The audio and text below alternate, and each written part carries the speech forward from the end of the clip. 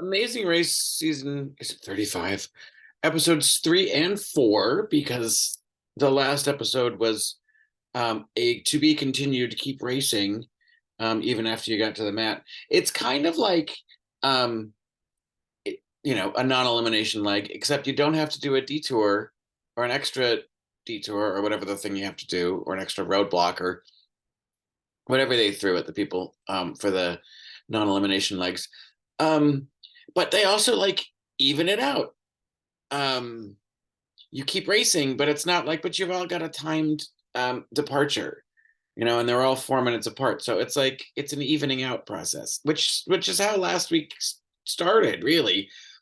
It's so funny. They're taking plane rides to wherever they're going, and they have to go back. They have to go to the airport and get on their own flights, but they go to the travel agent and get their own flights, and then a flight is delayed, and one flight's like way later, and everybody's freaking the fuck out. And somebody says it's like old school Amazing Race. It was 2 years, 2 seasons that they had chartered flights, so it's not like it wasn't the olden days, ye olde times. It was pre-pandemic, which wasn't that long ago. But anyway, uh, so that was fun watching everybody kind of whinge, and the everything sort of changed. But when there's that much of a lag between teams, they never let that just keep going. They always have like an evening out period where it's like, okay, you're all going to get there 12 hours apart, but nobody can start for 15 hours anyway. So it's like, sleep outside in front of the gate of whatever the thing you're going to get to at 8:15 or 8:30 or 8:45, and you're all clumped up again together. And those poor sisters use their express pass and then fuck up the next challenge, which, by the way, did look like a pain in the ass. Putting vinyl over that rounded, like, fender thing, whatever it was. Ugh. Just that looked hideous. And I also figured out that there's a team that I've been referring to as a husband and wife.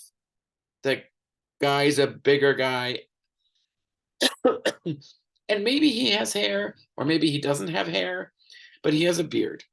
And the wife is more diminutive, and she has red hair. And it turns out this whole time, there's also been a team where it's an older guy who may or may not have a beard, but definitely doesn't have hair. And the woman is diminutive and red haired, but it's his daughter. And I've been confusing those two teams as the same team the whole time. And I haven't liked the guy because I guess I didn't like the way he treated his wife, but apparently sometimes half the time it's been his daughter. I don't know. It's sometimes hard to tell white people apart. And that guy, the husband that I've been assuming was the same person the whole time as the dad, the husband, when they got towards the middle of this next challenge, and they all got to make a wish, was the only person that wished for something like bigger than the race. He wished for world peace. And everybody else was like, win $1 million, win the leg, win, our relationship back together. Ugh, anyway. So sorry, tall, heavy white guy and diminutive redheaded travel partner. Mixed y'all up. The ex-military brothers, who seem like a little too touchy-feely, although they haven't been as touchy-feely, but they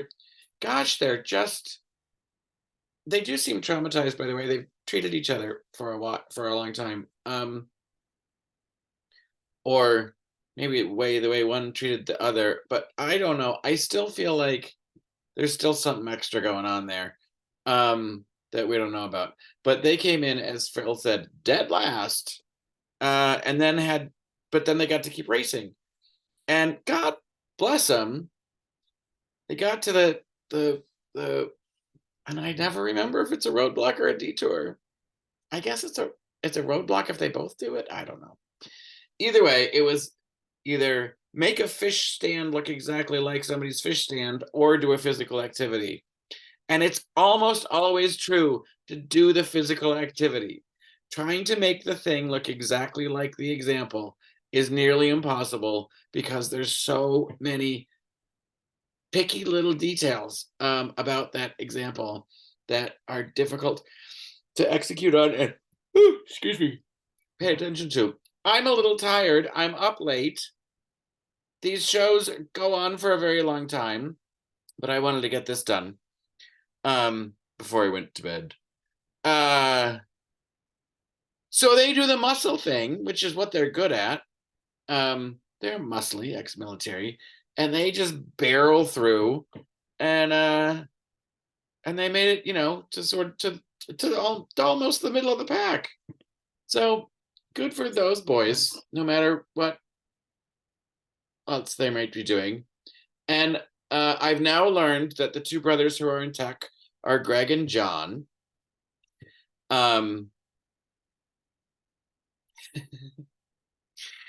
The squeamishness around the fish, again, I'm not sure where they lie in the whole spectrum of things, but they are adorable.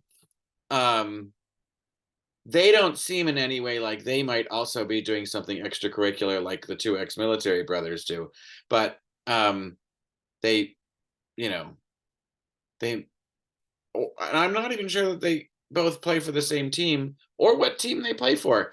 And I'm okay with that ambiguousness.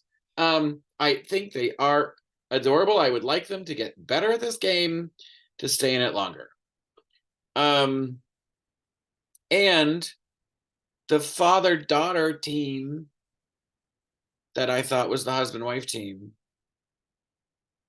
did really well and then kind of fucked up the last challenge. She just could not seem to figure that out.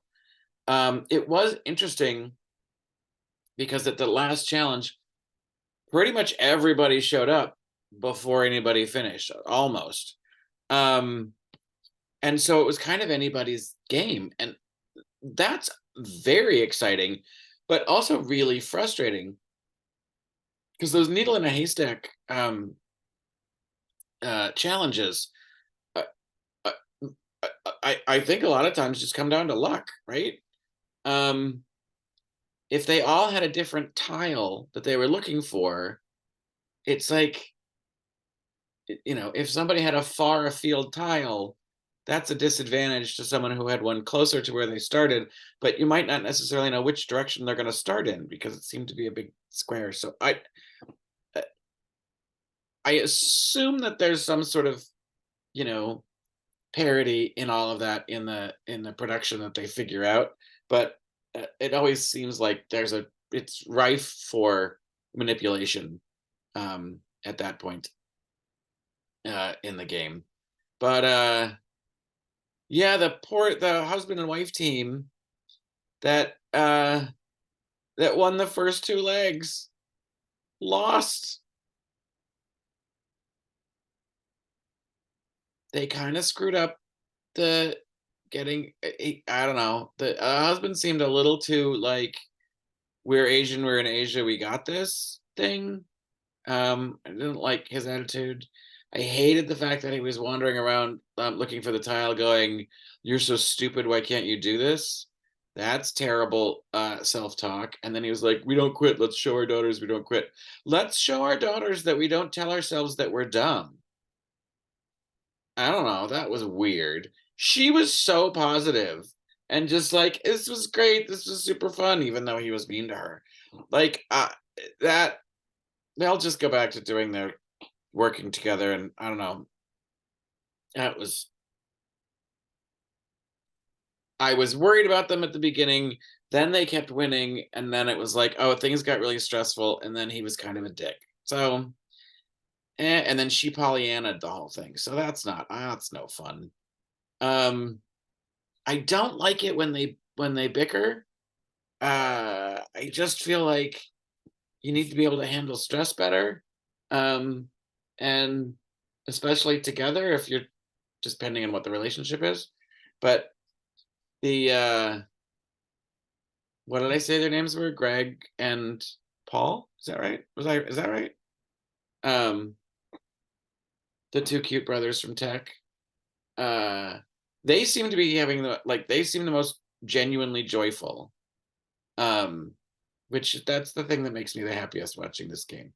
Or this race, when people are just having a good time and doing well. So I need them to do better. The two friends who actually won this leg, there's a lot of negativity that comes out of them. They don't really fight. They're just not joyful.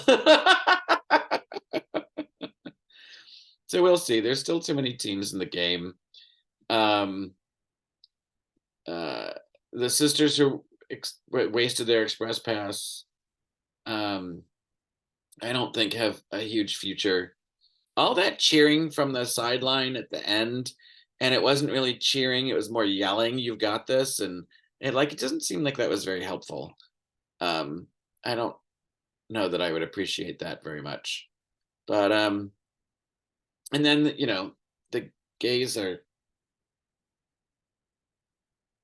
somewhere in the middle, and uh not very interesting.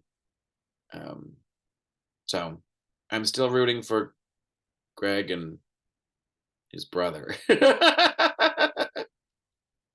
Whatever that team is.